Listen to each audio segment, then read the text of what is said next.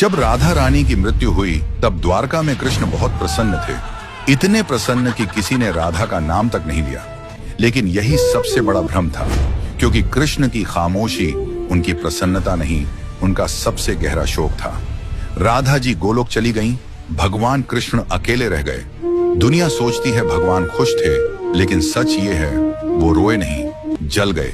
विरह की वो आग जो कभी नहीं बुझी, रोंगटे खड़े कर देने वाला राज जो हर प्रेमी को रुला देगा। देखो वो पल जो अमर प्रेम का सबसे गहरा दर्द है। राधा रानी जब अपना भूलोक की लीला समाप्त करके गोलोक वापस लौटी, वो क्षण आया जब राधा जी ने भगवान कृष्ण से विदाई ली। प्रियतम, अब मैं अपने धाम लौटती हूँ। कृष्ण ने मुस्कुराकर कहा, जाओ राधे, लेकिन याद रखना हम कभी अलग नहीं होंगे। पर वो मुस्कान के पीछे छिपी पीड़ा को सिर्फ यमुना की लहरें समझ पाईं। राधा के जाते ही वृंदावन सूना पड़ गया। कुंज सूने, गोपियां चुप, गायें उदास खड़ी रहीं। यमुना की धारा रुक रुक कर रोने लगी। कृष्ण जी अब द्वारका में थे, राजसी जीवन, रानियां, कर्तव्य, लेकिन हर पल राधा की याद आग की तरह जलाती। मुरली उठाते तो स्वर लड़खड़ा जाता, क्योंकि मुरली अब धुन नहीं, विरह की चीख बन चुकी थी। रातें जागते रहते, कुंज में अकेले बैठकर राधा का नाम लेते लेते आंसू बहाते।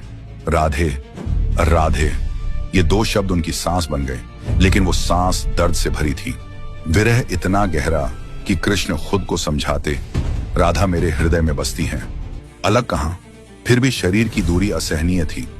हर लीला में राधा की झलक दिखती, लेकिन छू नहीं पाते।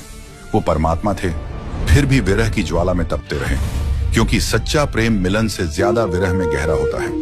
कहते हैं राधा के विरह में कृष्ण की आंखें हमेशा दूर वृंदावन की ओर टिकी रहती। मुरली बजाते समय हवा रुक जाती, जैसे सारी सृष्टि उनकी पीड़ा महसूस कर रही हो। अंत में जब भगवान कृष्ण जी ने अपना शरीर त्यागा, उनके होंठों पर आखिरी नाम था राधे। ये विरह था जहां भगवान खुद विरही बन गए। राधा के बिना कृष्ण अधूरे थे, और विरह ने साबित किया कि प्रेम कभी खत्म नहीं होता, वो बस अनंत गहराई में बदल जाता है। विरह ईश्वर की कमजोरी नहीं था, वो प्रेम की पराकाष्ठा थी। जय श्री राधे कृष्णा।